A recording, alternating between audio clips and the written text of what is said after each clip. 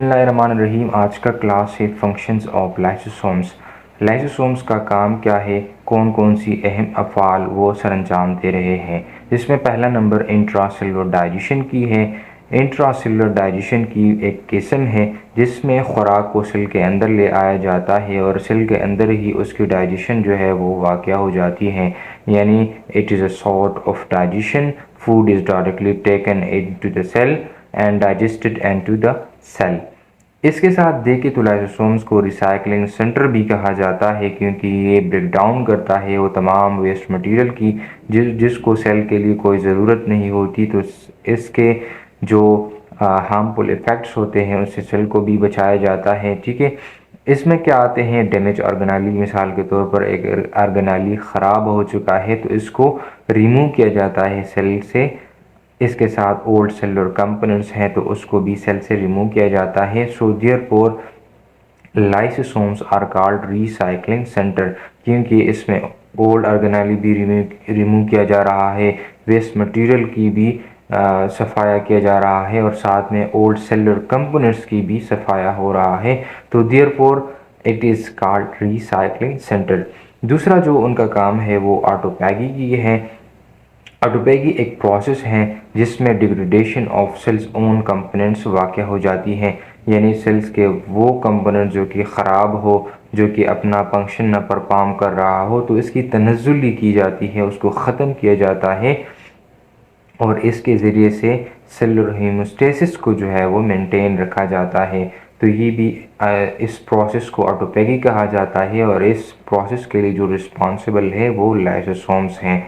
इसमें क्या क्या आ सकते हैं, इसमें प्रोटीन ऑफ द सेल्स आ सकते हैं, साइटोप्लाज्म या फिर इंटायर ऑर्गेनेली की भी ऑटोपैगी का प्रोसेस हो सकता है। ये किस तरह होता है, ये जब कोई सेल कंपोनेंट ख़राब हो या एक पूरा ऑर्गेनेली ख़राब हो तो इसके इर्द गिर्द एक डबल मेम्ब्रेन स्ट्रक्चर जो है वो वजूद में आ जाता है और इस डबल मेम्ब्रेन स्ट्रक्चर के वजूद को ऑटोपैगोसोम्स कहा जाता है और इस ऑटोपैगोसोम्स जो है ये मिल जाते हैं लाइसोसोम्स के साथ और लाइसोसोम्स के अंदर एंजाइम्स होते हैं और यही एंजाइम ब्रेक डाउन करते हैं उस ख़राब ऑर्गेनेली की जो कि सेल्स के अंदर मौजूद है लेकिन ख़राब है और अपना जो फेल है वो सरअंजाम नहीं दे रहा। तो इसके ज़रिए से रिसाइकलिंग ऑफ मटेरियल हो जाती है और इस रिसाइकलिंग और इस ख़राब ऑर्गेनेली को जो सेल को नहीं चाहिए तो इस प्रोसेस को ऑटोपैगी का नाम दिया जाता है। तीसरा जो उनका काम वो एपोप्टोसिस की है, यानी एपोप्टोसिस इसको कहते हैं कि खलिए के सिकुड़ने की वजह से खलिए की मौत वाक़या हो जाना। Lysosomes involve in program cell death. Apoptosis को प्रोग्राम सेल डेथ भी कहा जाता है और इसके लिए जो रिस्पॉन्सिबल है वो लाइसोसोम्स हैं। ये किस तरह होता है, लाइसोसोम्स के साथ जो एंजाइम्स हैं वो रिलीज़ कर दी जाती है और इस एंजाइम्स के रिलीज़ होने की वजह से जो सेल के ओन कंपोनेंट्स होते हैं उसकी ब्रेक डाउन की जाती है और इसको सेल से रिमूव किया जाता है, ख़त्म किया जाता है। चौथा जो उनका बुनियादी काम है वो nutrient storage and release.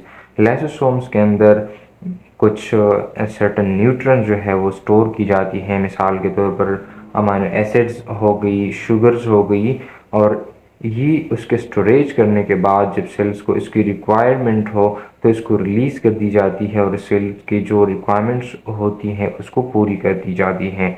Fifth जो उनका काम है वो डिफेंस अगेंस्ट पैथोजन, यानी वो पैथोजन जो कि हमारे सेल के अंदर आ जाती है और हमारे सेल्स को ख़राब करता है, उसके हार्मफुल इफ़ेक्ट से हमें बचाने के लिए लाइसोसोम सेल के अंदर मौजूद होती हैं, इन्हें डिफेंस के तौर पर काम करते हैं।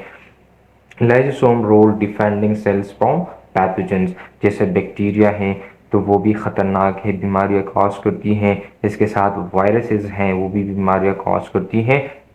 तो लाइसोसोम्स के साथ जो एंजाइम्स हैं ये डाइजेस्ट करते हैं इन तमाम पैथोजेंस को, जैसे बैक्टीरिया है, जैसे वायरसेस हैं, और इस प्रोसेस के इन डिफेंडिंग मैकेनिज्म के तौर पर जो लाइसोसोम्स मौजूद हैं तो ये कंट्रीब्यूट करते हैं हमारे इम्यून सिस्टम को, यानी इम्यून रिस्पॉन्स जो है ये इसमें भी लाइसोसोम्स का बड़ा रोल है। जो 6 नंबर पर उनका काम है वो रीमॉडलिंग की है। बोन रीमॉडलिंग का मतलब है हड्डियों की दोबारा तश्कील।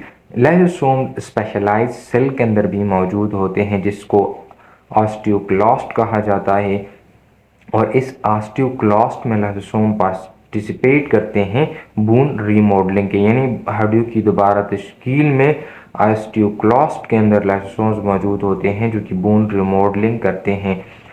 लाइसोसोम्स एक एंजाइम्स को रिलीज करता है जिसकी वजह से ब्रेकडाउन हो जाती है बोन टिश्यू की, और इस प्रोसेस की वजह से हड्डियों की सेहत और हड्डियों की बढ़ोतरी जो है वो जारी व सारी रहती है। इसके साथ बोन की रिपेयरिंग के लिए भी ऑस्टियोक्लास्ट के अंदर जो लाइसोसोम्स मौजूद हैं वो भी इसके लिए रिस्पॉन्सिबल है।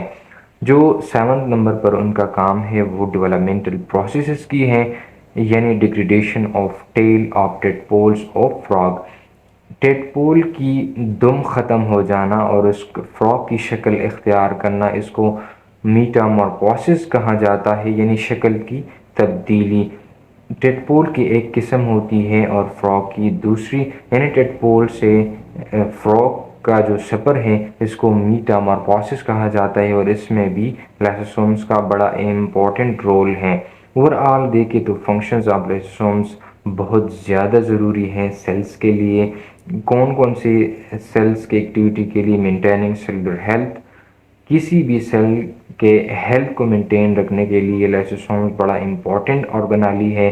इसके साथ रिसाइकलिंग मटेरियल और साथ में रेगुलेटिंग सेलुलर प्रोसेसेस के लिए और डिफेंडिंग अगेंस्ट थ्रेट्स के लिए ये बड़ा इम्पोर्टेंट रोल है। एफिशिएंट फंक्शनिंग के लिए और critical cell health is a also is a whole organisms के लिए लाइसोसोम्स का वजूद और इसके अफ़ाल बहुत ज़्यादा ज़रूरी हैं। तो ये था आज का एक छोटा सा क्लास। कोई कन्फ्यूजन हो तो आप पूछ सकते हैं।